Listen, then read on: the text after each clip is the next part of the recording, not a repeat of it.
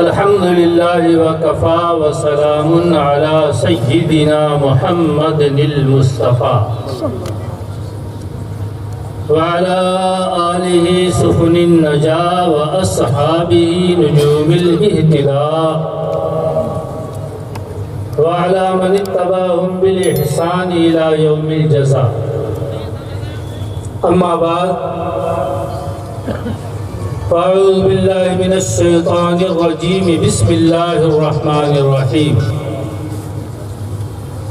إن الذين قالوا ربنا الله ثم استقاموا تتنزل عليهم الملائكة ألا تخافوا ولا تحزنوا وأبشروا بالجنة التي كنتم توعدون. صدق الله العلي العظيم وصدق وبلغنا رسوله النبي الأمين الكريم ونحن على ذلك لمن الشاهدين والشاكرين والحمد لله رب العالمين. وقال النبي صلى الله تعالى عليه وسلم إن خير الكتاب كتاب الله وخير هدي هدي محمد صلى الله عليه وسلم.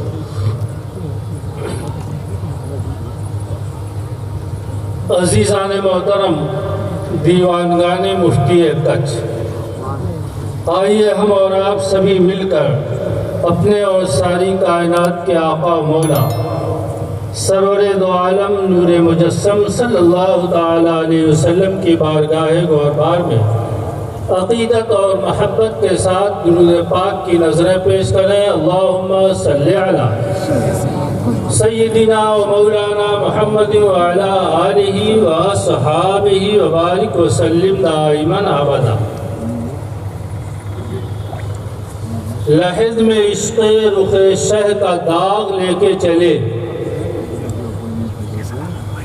لحد میں عشق رخ شہ کا داغ لے کے چلے، اندھیری رات سنی تھی چراغ لے کے چلے. تیرے غلاموں کا نقش قدم ہے راہ وفا، تیرے غلاموں کا نقش قدم ہے راہ وفا، وہ کیا بھٹک سکے جو یہ سراغ لے کے چلے. تیرے غلاموں کا نقش قدم ہے راہ وفا، وہ کیا بھٹک سکے جو یہ سراغ لے کے چلے. اور جنا بنے گی محبان چار یار کی قبر جو اپنے سینے میں یہ چار باغ لے کے چلے. رضا کسی سگ طیبہ کے پاؤں بھی چومے، تم اور آہ کی اتنا دماغ لے کے چلے. آج کی یہ بزم جہاں حضور مفتی اعظم کچھ کے بارگاہ میں نذرانہ عقیدت کے لیے ہے، وہی اعلان کے مطابق تعزیت کے لیے بھی ہے.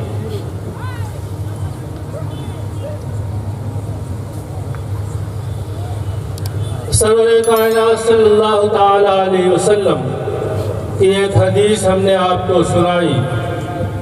ان خیر الکتاب کتاب اللہ، سب سے بہترین کتاب اللہ تعالیٰ کی کتاب. ان خیر الہدی ہدی محمد، اور بہترین سیرت اور راہنما سرور کائنات صلی اللہ تعالیٰ علیہ وسلم کی زندگی. سرور کائنات صلی اللہ تعالیٰ علیہ وسلم کے زندگی کے ہم پہلو کو دیکھتے ہیں تو زندگی کا یہ پہلو بھی ہمیں نظر آتا ہے کہ مکہ کی زندگی میں جب پورا مکہ سرور کائنات صلی اللہ تعالیٰ علیہ وسلم کا مخالف تھا، جان کا دشمن تھا، تو سیدھا سفر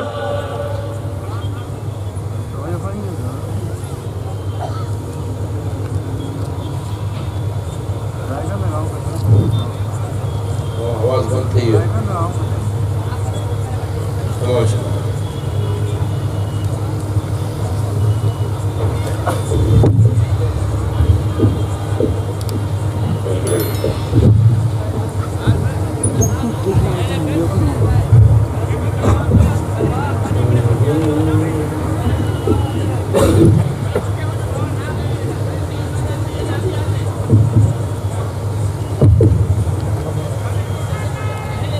سرور کائنات صلی اللہ تعالیٰ علیہ وسلم کے لیے سینہ سپر بن کے کھڑے تھے ابو طالب۔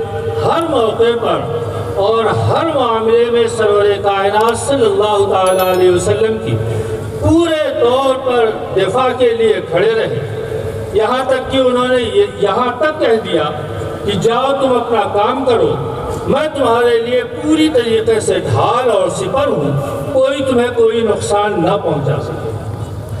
آخر وقت ان کا آیا، سرور کائنات صلی اللہ تعالیٰ علیہ وسلم نے ایک بات کہی، چچا جان صرف ایک بات کہہ دو لا الہ الا اللہ، میں اللہ تبارک و تعالیٰ کے پاس تمہارے لیے حجت قائم کروں۔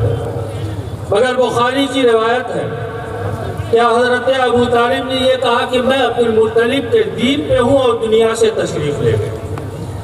3 یا 4 دن کا وقت گزرا کہ سرور کائنات صلی اللہ تعالیٰ علیہ وسلم کی جو مونس اور غمخوار تھی، جنہوں نے زندگی کے ہر پہلو میں، اور سرور کائنات جب باہر سے دکھ تکلیف اور مصیبتیں جھیل کر کے آتے، لوگوں کے طعنہ و تشنیع سن کر کے آپ کا دل پورے طریقے سے ملول ہوتا اور گھر آتے، تو حضرت خدیجہ رضی اللہ تعالی عنہ اس طریقے سے آپ کی غم گساری کرتی کہ تمام کا تمام غم آپ کے دل سینے سے دور ہو جاتا، اور پھر اعلان حق کے لیے اور دین کی تبلیغ کے لیے آپ تیار ہو جاتے۔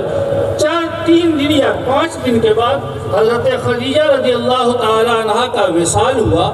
یہ 2 وصال جو ہوئے ابو طالب اور حضرت خدیجہ رضی اللہ تعالی عنہ کا، تو حضور صلی اللہ تعالی علیہ وسلم نے اس سال کو عام الحزن فرمایا۔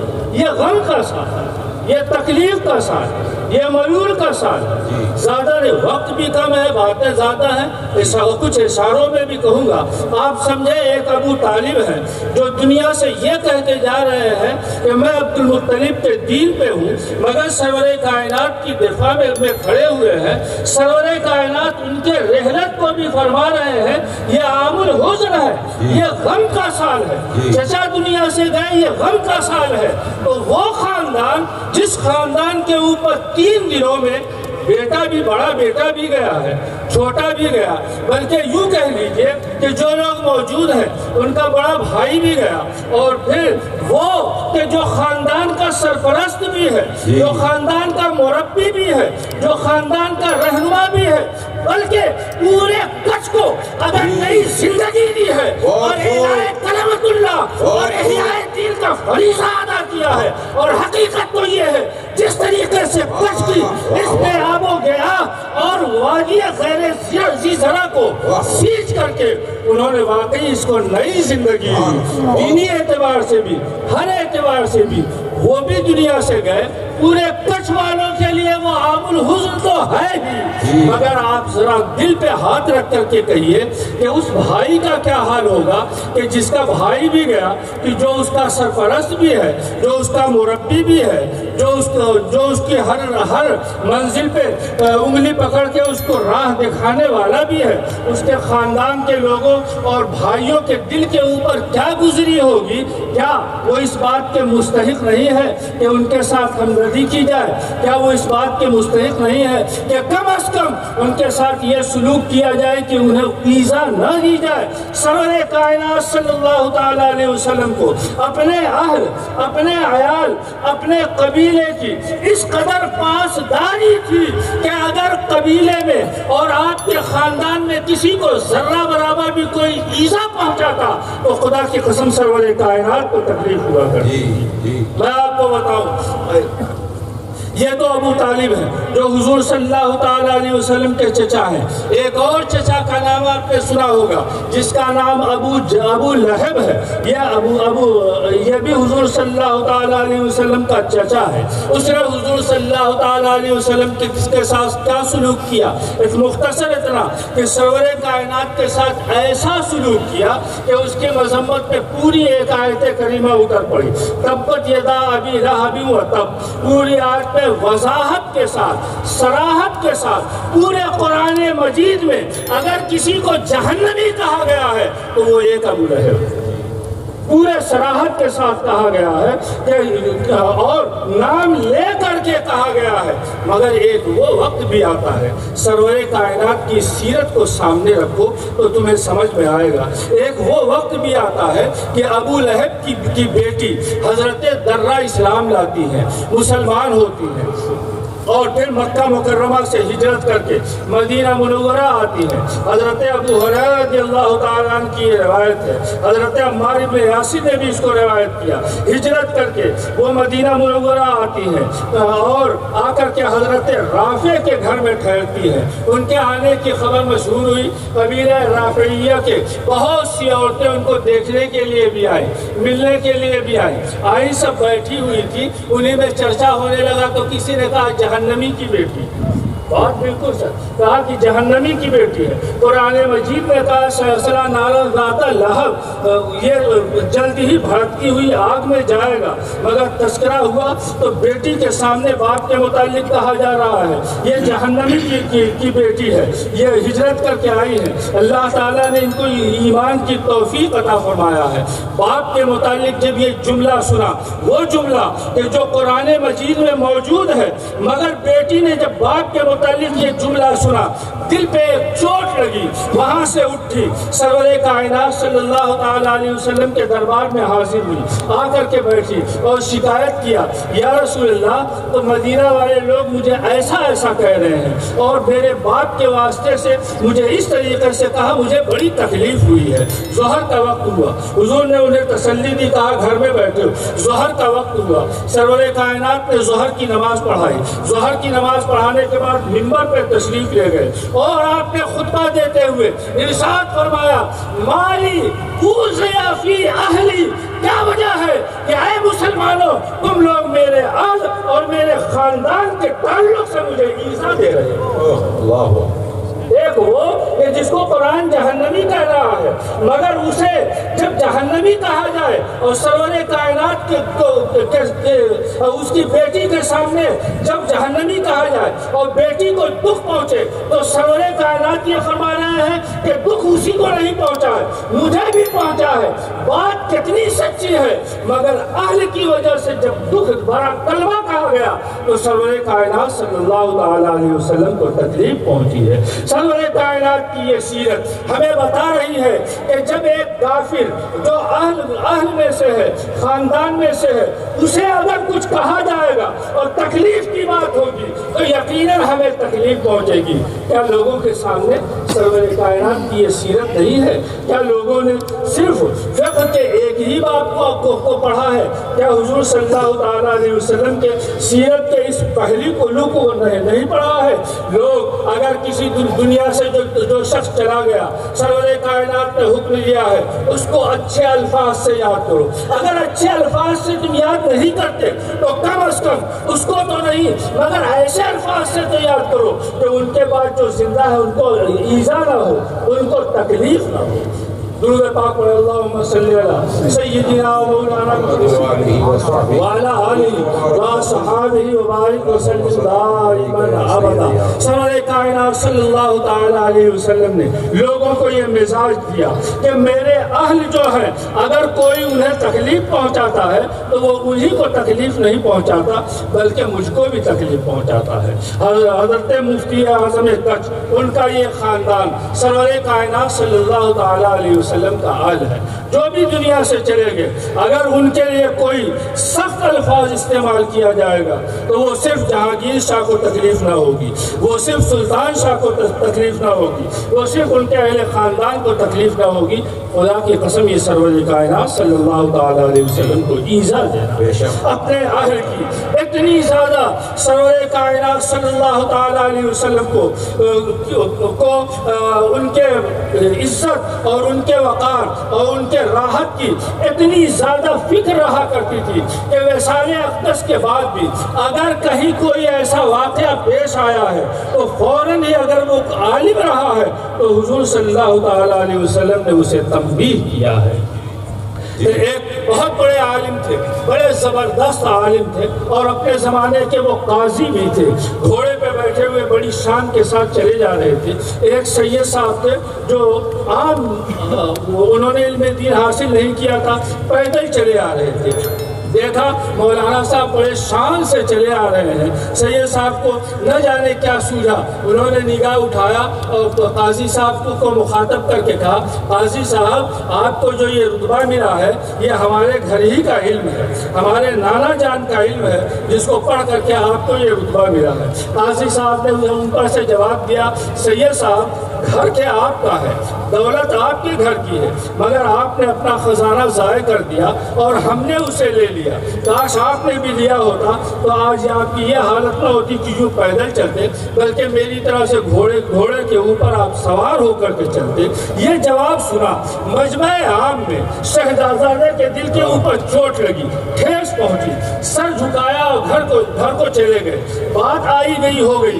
رات جب ہوئی دونوں آدمی سوئے, قاضی صاحب اپنے گھر سوئے ہیں, سید صاحب اپنے گھر سوئے ہیں. سرور کائنات دونوں جگہ تشریف لائے. یہاں سید صاحب سے کہا, صاحب زادے کچھ بھی ہو وہ میرا وارث تھا, وہ عالم تھا, وہ میرے دین کو پھیلانے والا ہے.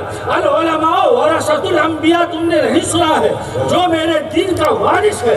تم نے سر عام اس کو ٹوک دیا اور اس کو رسوا کرنے کی کوشش کی. ادھر قاضی صاحب سے فرمایا, اے قاضی سنو, کیا تمہیں یہ نہیں معلوم کہ وہ میرا بیٹا ہے؟ تم نے کہہ کر کے اس کے سینے کو چوٹ پہنچائی ہے, اس کو تکلیف پہنچائی. کیا تم نے سب پڑھا مگر تم نے کیا یہ نہیں پڑھا ہے کہ جو میرے آل کو عیسیٰ دے گا وہ خدا کی قسم مجھ کو عیسیٰ دے گا. دونوں حضرات بیدار ہوئے. ادھر خواب سرور کائنات صلی اللہ تعالیٰ علیہ وسلم کے جلال کو سنا. دونوں حضرات بیدار ہوئے. اب کہاں چین رہتا. یہ اپنے گھر سے بھاگے کہ سید صاحب سے چلے معافی مانگنے کے لیے, وہ اپنے گھر سے بھاگے. راستے میں دونوں حضرات کی ملاقات ہوئی اور ایک دوسرے سے معافی تلافی کیا. حاصل کہنے کا یہ ہے کہ سرور کائنات صلی اللہ تعالیٰ علیہ وسلم کو اپنے اہل کی اتنی زیادہ رعایت ہے کہ اگر ان کو تکلیف پہنچتی ہے تو حضور صلی اللہ علیہ وسلم کو تکلیف پہنچتی ہے. خاندان کے 3 حضرات اس دنیا سے تشریف لے گئے. ہم انہی 3 دونوں بھائیوں کے تعلق سے خاص طور سے ان تمام حضرات کی تعزیت کرتے ہیں. اور پھر حضور مفتی اعظم کچھ, ان کا وصال تو تمام لوگ تعزیت میں برابر کے شریک. پورے کچھ والے مفتی اعظم کچھ کا وصال ہر ایک کے لیے یقیناً اسی طرح رنج و غم کا باعث ہے جس طرح خاندان والوں کے لیے رنج و غم کا باعث ہے. مگر اس پہلو کو بھی آپ لیجئے کہ دنیا میں ہر ایک مدت کے لیے آیا ہے. سرور کائنات صلی اللہ تعالیٰ علیہ وسلم نے اپنے وصال سے پہلے کتنی اچھی بات کہی. ہمارے لیے تسکین قلب کا بھی ایک سامان ہوتا ہے. فرماتے ہیں حیاتی خیر لکم وہ مماتی خیر لکم, میری زندگی بھی تمہارے لیے بہتر ہے اور میرا دنیا سے جانا بھی تمہارے لیے بہتر ہے. میں زندہ ہوں یہ بھی تمہارے لیے رحمت کا ایک ذریعہ ہے, اور میں دنیا سے تشریف لے جاؤں یہ بھی تمہارے لیے رحمت کا ایک ذریعہ ہے. حضور مفتی اعظم کچھ, اللہ تبارک و تعالیٰ نے ان سے آپ کے کچھ میں جو کام لیا اور احیاء دین کا جو انہوں نے کام کیا, ہمارے لیے جب تک ان کی زندگی بہتر تھی اللہ تعالیٰ نے ہمارے درمیان انہیں رکھا. اور ہم یقین کرتے ہیں یقیناً مفتی اعظم کچھ ہماری ظاہری نگاہوں سے تو پوشیدہ ہوئے, مگر ان کی رحمت, ان کی برکت اور ان کی نگاہ عنایت آج بھی ہمارے درمیان میں موجود ہے, اور انشاءاللہ تعالیٰ ان کا فیض اسی طریقے سے جاری اور بے شک. نعرہ تکبیر, نعرہ رسالت, مفتی اعظم کچھ, نعرہ تکبیر, عظمت اہل بیت. بہت خوب. ہم یہاں پہ اس لیے بھی اکٹھا ہوئے ہیں, یہ نیاز کے لیے, تعزیت کے ساتھ ساتھ نیاز یعنی ایصال ثواب یعنی دعائے مغفرت کے لیے, دعائے مغفرت کے لیے. مجھے ایک یاد آ گیا حضرت نظام الدین اولیاء رحمۃ اللہ تعالیٰ علیہ اور حضرت امیر خسرو رحمۃ اللہ تعالیٰ علیہ کا بھی ایک واقعہ. حضرت نظام الدین اولیاء رحمۃ اللہ تعالیٰ علیہ کا جب وصال ہوا اور جنازہ جا رہا تھا تو یہ اشعار پڑھتے ہوئے لوگ لے جا رہے تھے. سروے سیمینا و صحرا می روی نیک بد عہدی کی بیما می روی. یعنی اے محبوب تم صحرا میں جا رہے ہو، یہ کتنی بڑی بد عہدی ہے کہ ہمیں چھوڑ کر کے اکیلے جا رہے ہیں. آگے کہتے ہیں حضرت سعدی رحمۃ اللہ تعالی علیہ کا شعر ہے، اے تماشا گاہے جہاں روئے تو کیا بہرے تماشا می روی. اے وہ ذات، اے محبوب الہی، آپ کا چہرہ تو ہمارے لیے مرکز نگاہ تھا. ہمیں جب کوئی پریشانی ہوتی، ہم بے چین ہوتے تو دل کی تسلی کے لیے آپ کے چہرے کو دیکھنے کے لیے آتے تھے. تو آپ کا چہرہ ہمارا تماشا گاہ تھا. ہم آپ کے چہرے کو دیکھ لیتے، ہمارے دل کو تسلی ہو جاتی تھی. ہمارے دنیا کے بھی مسائل حل ہو جاتے، ہمارے آخرت کے بھی مسائل حل ہو جاتے، ہمیں روحانی تسلی بھی ہو جاتی تھی. مگر آج تو کجا بہرے تماشا می روی، تم کہاں اور کس کو دیکھنے کے لیے جا رہے ہو؟ ہم تو تمہیں دیکھنے کے لیے آیا کرتے تھے، اور آج تم یہاں سے ہمارے درمیان سے اٹھ کر کے کسی جلوے کو دیکھنے کے جا رہے ہو. گویا شاعر یہ کہہ رہا ہے کسی اور کو دیکھنے کے لیے نہیں، بلکہ دین کی اشاعت کے لیے. تم جس کے لیے زندہ تھے اور جس کی دین کی تم نے اشاعت کی، تم اس کا جلوہ ہمیشہ دیکھنے کے لیے یہاں سے اس دنیا سے جا رہے ہو. مگر آپ اس دنیا سے تو جا رہے ہیں، مگر یہ نہ سمجھے کہ اکیلے جا رہے ہیں، بلکہ دید ہے سادی و دل ہمراہ دوست تا ربنداری کی تنہا می روی. آپ تنہا اس دنیا سے نہیں جا رہے ہیں، بلکہ ہمارا دل بھی آپ کے ساتھ جا رہا ہے اور ہماری نگاہ بھی آپ کے ساتھ جا رہی ہے. حضرت امیر خسرو کے یہ پیر ہے، ان کا وصال ہوا. امیر خسرو رحمۃ اللہ تعالی علیہ کا حال یہ ہوا کہ غم پیر کا برداشت نہ کر سکے. 6 مہینے کے بعد ان کا انتقال ہوا. اصل بات مجھے یہی کہنی ہے. 6 مہینے کے بعد ان کا انتقال ہوا. اس وقت میں حضرت شیخ رکن الدین سہروردی رحمۃ اللہ تعالی علیہ دلی میں موجود تھے. آپ کو خبر پہنچی تو آپ نے کہا چلو خسرو کا انتقال ہو گیا ہے. تھا تو بہت نیک، تھا تو بڑا پرہیزگار، مگر کبھی کبھی بادشاہوں کی تاریخ میں اشعار بھی لکھتا تھا، ان کی مدح بھی کر دیا. اس لیے چلو ان کا کفن کر دیا جائے، ان کے لیے دعائیں مغفرت کر دیا جائے. آئیے چلتے ہیں. حضرت رکن الدین رحمۃ اللہ تعالی علیہ اپنے مریدوں کو لے کر کے چلے. وہاں پہ پہنچے، حضرت خسرو کا لاشا پڑا ہوا ہے. جیسے ہی وہاں پہ پہنچے، خسرو کا لاشا وہاں پڑا ہے، مگر خسرو اٹھ کر کے بیٹھ گئے اور اٹھ کر کے بیٹھے اور بیٹھتے ہی کہا، واہ ماں بنعمت ہائے پیرے خود پسند ہے. ہم اپنے پیر کی نعمت کے اوپر ہم نے تکیہ لگا رکھا ہے. کوئی ہماری مغفرت کرے، کوئی ہمارے لیے دعائیں مغفرت کرے. ہم کو اس کی حاجت نہیں ہے، ہم کو اس کی محتاجگی نہیں ہے، بس ہمارا پیر ہمارے لیے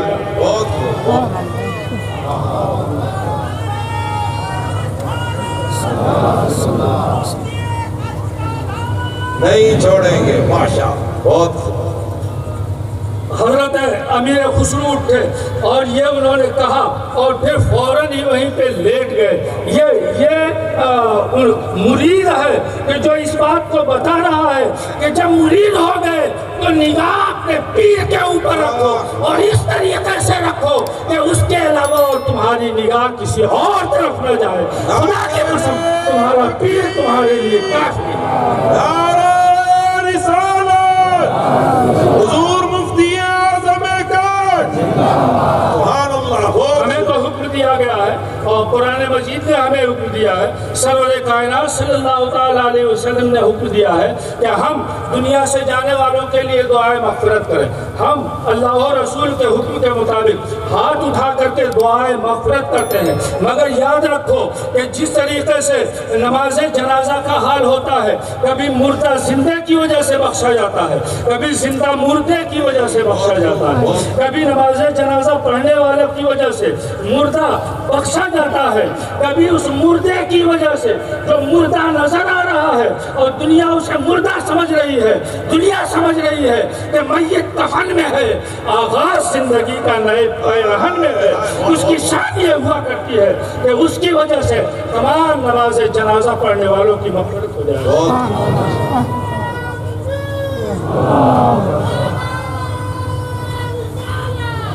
رسول اللہ میں آپ کو بتاؤں، روحانی ایک آیت میں یہ واقعہ ہے ہمارا جانب، کسی ایک پیر صاحب کا انتقال ہو گیا، ظاہر بات ہے ہم تو اچھے سے اچھا کفن دینا چاہیں گے نا، سنت کے مطابق ہی دیں گے، ذرا سا اچھا کفن دیا، اچھی مالیت کا کفن دیا، کفن تو اتنا پرانا ہی تھا، گاؤں میں ایک کفن چور تھا، اس نے دیکھا کہ یار کفن تو بڑا اچھا ہے، اسے حاصل کرنا چاہیے، کیسے پتہ چلے گا کہ ان کی قبر کون ہے؟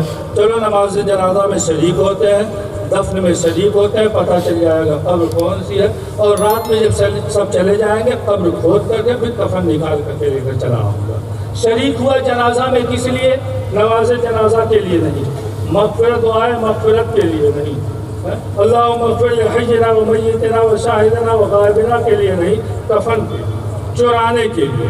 تب وہ شریک ہوا، رات ہوئی، سب ہو گیا، اس کے بعد رات ہوئی، یہ کفن چور اپنے کام کے لیے نکلا، رات میں آدھی رات کے وقت میں قبرستان میں سناٹا ہے، وہاں پہ پہنچا، اس نے مٹی ہٹائی اور جب وہاں لاشیں تک پہنچا اور کفن پکڑ کر کے کھینچا اور کھینچنا چاہا، کفن پکڑا اور کھینچنا چاہا تو پیر صاحب نے کہا سبحان اللہ، ایک جنتی کا کفن کھینچ رہا ہے، ایک جنتی کا کفن کھینچ رہا ہے، ہم اور آپ ہوتے تو شاید ہارٹ فیل ہو جاتا، مگر چور بھی نہایت ہی جیدار تھا، کڑک کر کے بولا پیر صاحب آپ تو جنتی ہے، یہ تو نظر آ رہا ہے، مرنے کے بعد بول رہے ہیں آپ جنتی ہیں، یہ تو ثابت ہو گیا، مگر میں کفن چور، میں کیسے جنتی ہوں، یہ بات نہیں سمجھ میں آ رہی ہے۔ پیر صاحب نے لیٹے لیٹے کہا سنو نہ، آج میری نماز جنازہ میں جتنے لوگ شریک ہوئے ہیں اللہ تعالیٰ نے ان سب کو بخش دیا ہے، اور تو نے بھی میری نماز جنازہ پڑھی ہے، لہذا تیری بھی مغفرت ہو گئی ہے اور تو بھی بخشا گیا۔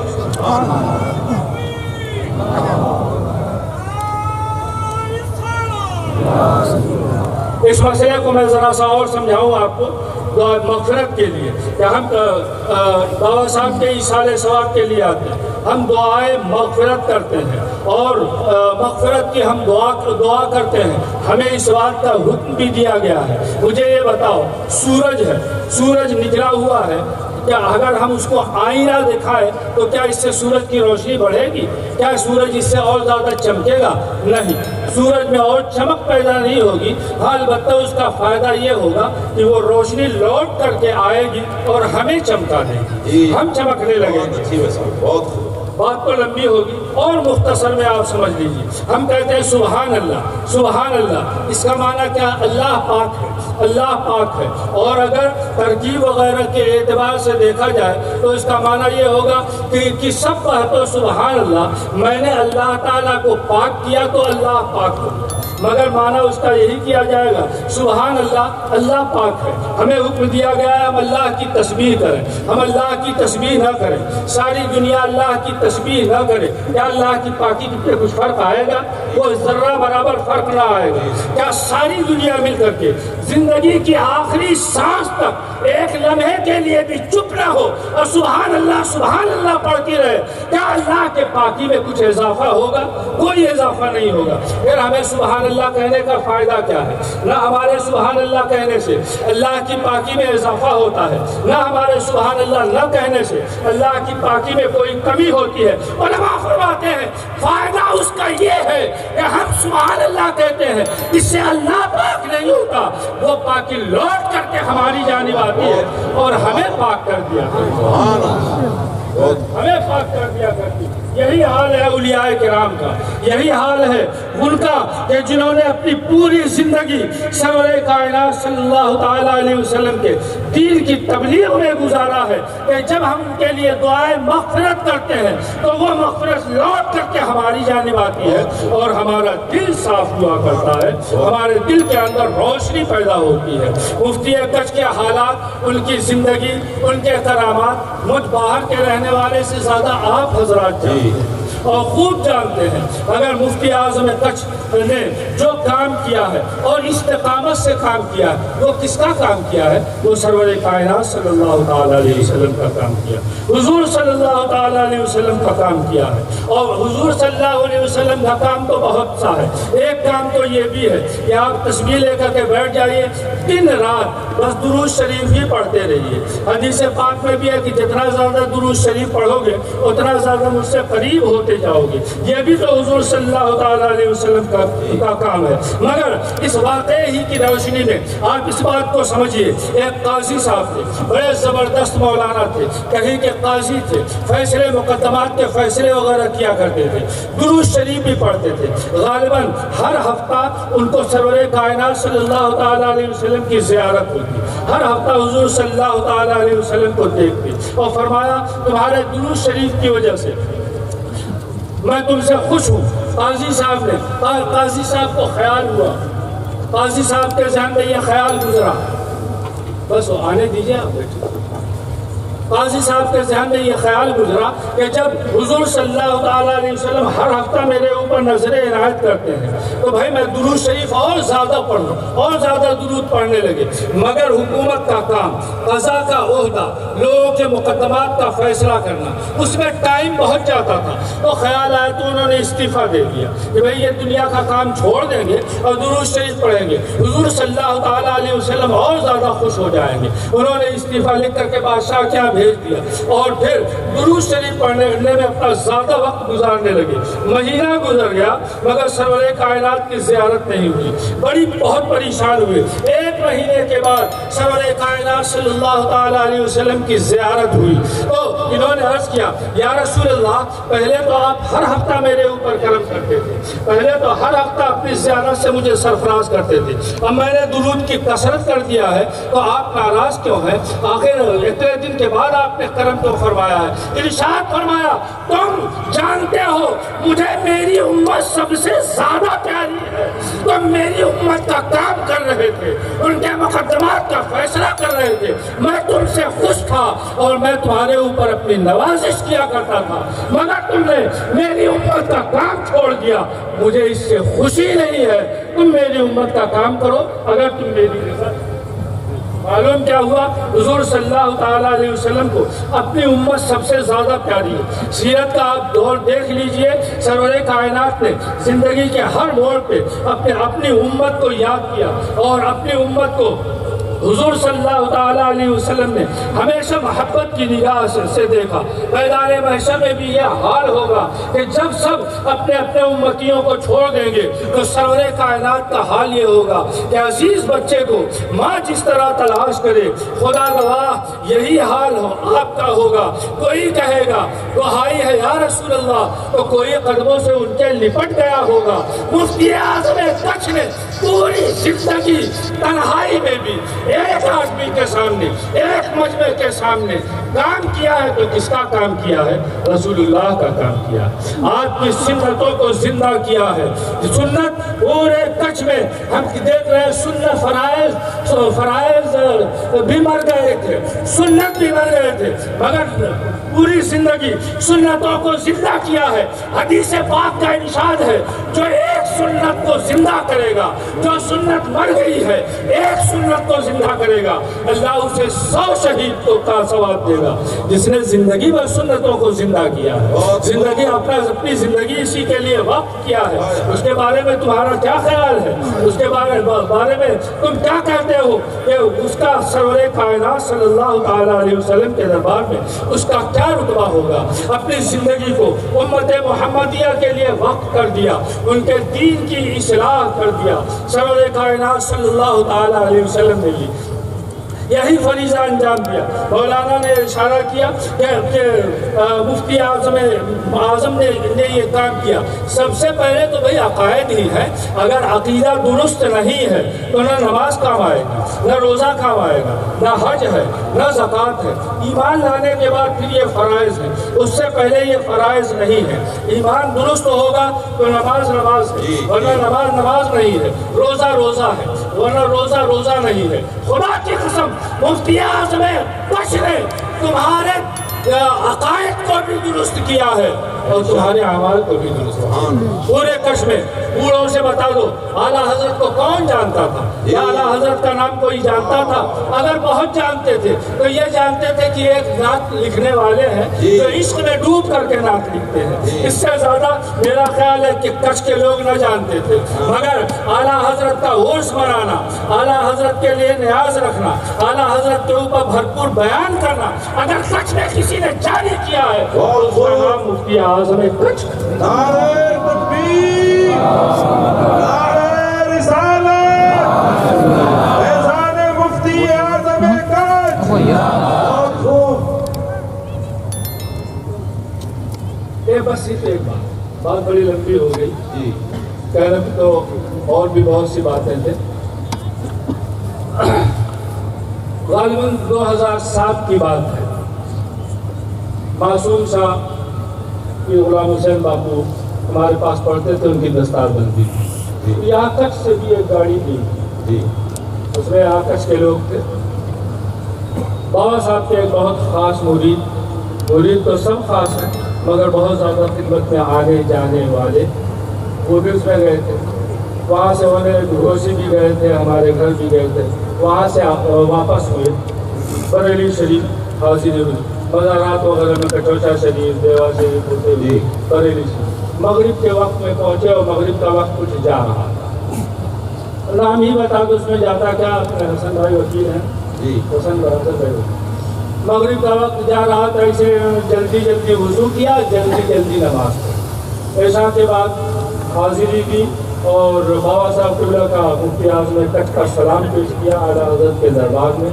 رہی گئی بات ہوگی واپس ہو گئی۔ یہاں جب پہنچے ہم مفتی اعظم کچھ کے دربار میں جب حاضر ہوئے بیٹھک میں، تو بابا صاحب کے کہنے سے پہلے بابا صاحب نے کہا کہ اعلیٰ حضرت فلاں تاریخ کو خواب میں آئے، سلام پہنچایا۔